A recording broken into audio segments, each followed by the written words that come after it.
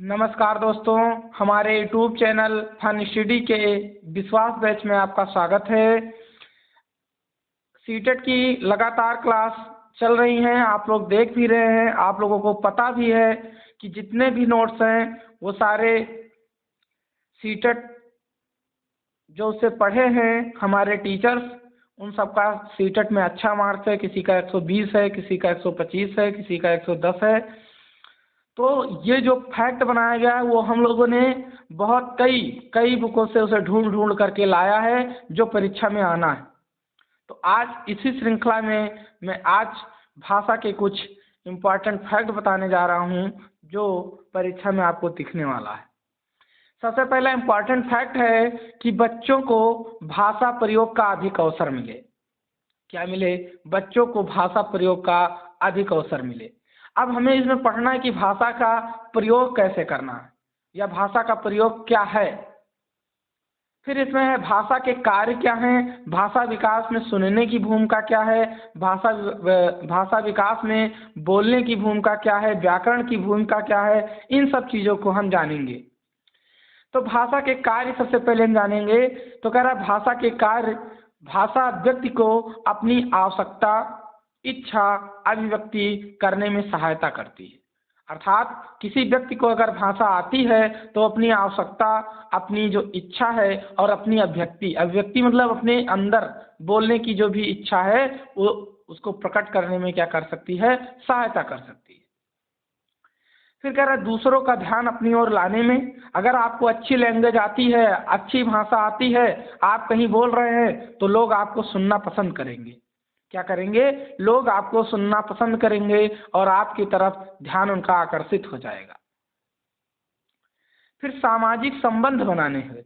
अगर आपको भाषा अच्छी आती है तो आप समाज में कहीं भी आप पार्टिसिपेट कर सकते हैं, आप समाज से संबंध बना सकते हैं। फिर कह रहा है अब भाषा विकास में सुनने की क्या भूमिका है। कह रहा सुनकर ही बच्चा बोलना सीखता है। कोई बच्चा पहले क्या करता है? सुनता है, तब वो क्या करता है? बोलना सीखता है। वह अपने परिवार व समाज को बोलते हुए सुनता है तथा उनका अनुकरण करता है। जैसे लोगों को क्या करता है, जब लोग देखो आपस में बात करते हैं तो बच्चा क्या करता है? सबके चेहरे को ऐसे ऐसे घूम करके देखता रहता है और फिर उसी का अनुकरण कर करके वो बाद में कोशिश करता है। फिर कह रहा भाषा विकास के क्या क्या चीज़ें हैं, क्या इम्पोर्टेंट है। तो कह रहा शब्द भंडार में वृद्धि के लिए, अगर आप सुनते हैं तो भाषा विकास में आपके शब्द भंडार में क्या हो जाएगी? वृद्धि हो जाएगी। नए ज्ञान की प्रणित नए ज्ञान की प्राप्ति के लिए, अगर आप सुनते हैं किसी भाषा को तो आपको नए ज्ञान की प्राप्ति हो जाएगी। भाषा का शुद्ध रूप व शुद्ध उच्चारण जानने के लिए, और आप भाषा का शुद्ध रूप जान जाएंगे व शुद्ध उच्चारण करना जान जाएंगे। फिर दूसरों की भावनाओं एवं विचारों को जानने के लिए, अगर आपको अच्छी लैंग्वेज आती है, अच्छा आपका भाषा डेवलप है, तो आप क्या करेंगे? दूसरों की फीलिंग्स को, दूसरों की भावनाओं को आप जल्दी से समझ जाएंगे और अपने विचारों को दूसरों के सामने प्रकट कर ले जाएंगे। उनका क्या विचार है, उनकी थिंकिंग क्या है, उसको आप सोचने और समझने की क्षमता विकसित हो जाती है। फिर कह रहा है श्रवण कौशल विकास की शिक्षण विधि। श्रवण कौशल के विकास की शिक्षण विधि क्या? तो कह रहा है इसमें कक्षा शिक्षण, तो इसमें है शिक्षक द्वारा आदेश निर्देश, बाल गीत, काव्य, पंक्ति पढ़ना, कहानी सुनाना, प्रशंसा व्यक्ति, ये सारी चीज़ें आ गई। ये सारी चीज़ें क्लास कक्षा शिक्षण में होती हैं। फिर पाठ्य सहगामी क्रियाएं क्या हैं? तो कविता वाचन प्रतियोगिता, मतलब इसमें साथ में ग्रुप वाइज करके क्या किया जाए? पढ़ाया जाए। तो वाद विवाद, आशु भाषण, समाचार वाचन। फिर कह रहा है कि भाषा विकास में बोलने की क्या भूमिका है। तो बोलने से बच्चा शुद्ध उच्चारण करना सीखता है। अगर बच्चा बोलने का प्रयास धीरे धीरे करता है, पहले देखो बच्चे क्या करते हैं? पानी को माम कहते हैं, मुझे माम चाहिए। तो ये सारी चीज़ें क्या, उनको उच्चारण नहीं पता है। फिर धीरे धीरे जब बोलते बोलते बच्चा क्या कर ले जाता है? पानी को पानी कहने लगता है, अर्थात शुद्ध उच्चारण करना सीख जाता है। फिर दूसरा फैक्ट है कि बोलकर ही बच्चा भाषा कुशलता, भाषा प्रवाह प्राप्त करता है।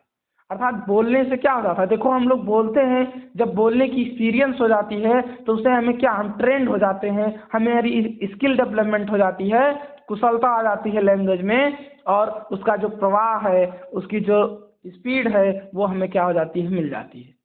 देखो हम कभी कभी बोलते हैं तो हम सकुचाते हैं कि बोलें कि ना बोलें, लेकिन अगर आप भाषा बोलते हैं तो आपको कहीं डर नहीं रहेगा, आप एक लय में, एक प्रवाह में आप अपनी अभिव्यक्ति को किसी के सामने प्रकट कर सकते हैं, आप रुक नहीं सकते कहीं।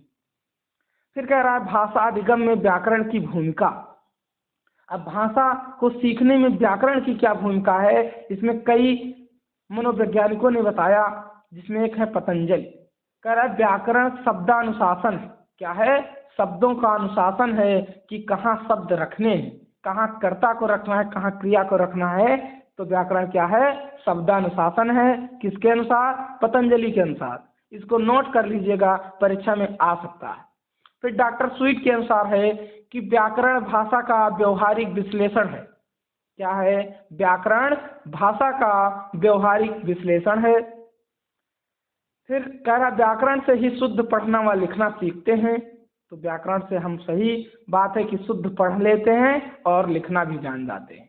व्याकरण हमें पता है कि हम कहाँ कर्ता यूज करेंगे, कहाँ क्रिया यूज करेंगे, कहाँ कर्म यूज करेंगे, तो क्या हो जाता है, हम पढ़ना लिखना सीख जाते हैं। फिर कह रहे हैं पहले भाषा विकास होता है तब उसका व्याकरण बनता है। पहले क्या होता है, किसी भाषा का विकास होता है, तब धीरे धीरे हम उसको क्या करते हैं, उसको व्याकरण के अनुसार उसको बनाते हैं। पहले हमें अपनी एक बोलने की या वाक्य को हम पहले समझ जाते हैं, सीख जाते हैं दूसरों से, तब हम उसको जानते हैं कि नहीं ये व्याकरण यूज करके के ये सेंटेंस आगे होना चाहिए, ये शब्द आगे होना चाहिए, ये शब्द पीछे होना चाहिए, आपने गलत उच्चारण किया। अब कह रहा है व्याकरण के रूप क्या क्या है। तो व्याकरण के रूप जो है वो है औपचारिक व्याकरण, अनौपचारिक व्याकरण और प्रासंगिक व्याकरण। ये तीन मेन इंपॉर्टेंट हैं जिसको हमें पढ़ना है, सीखना है। परीक्षा में दिखने वाला है ये क्वेश्चन, औपचारिक और अनौपचारिक को लेकर के क्वेश्चन आते रहते हैं। तो औपचारिक व्याकरण क्या है, कह रहा है इसमें व्याकरण की पुस्तक होती है। क्या होती है, इसमें एक व्याकरण की पुस्तक होगी। इसमें क्रम पूर्वक, नियम पूर्वक और उपनियम, भेद, उपभेद सीखते हैं। इसमें हम क्या सीखेंगे, क्रम कैसे रखना है, नियम कहाँ लगाना है, उपनियम कहाँ है, भेद, उसके उपभेद, प्रकार सबके पढ़ने। फिर कह रहा जैसे हम जो हमारे ये चलती है, मतलब ग्रामर की बुक चलती है, इसे मान लो औपचारिक व्याकरण है। फिर अनौपचारिक व्याकरण है, इसमें कह रहा है इसमें व्याकरण व्यवहार द्वारा सीखता है। बच्चा क्या करता है, किसी व्याकरण को किसी के व्यवहार द्वारा सीखता है। लॉर्ड मैकाले ने कहा, क्या कहा है कि मनुष्य उसी भाषा पंडित है या उसी भाषा का पंडित है जो पहले उससे भाषा ने सीखा है।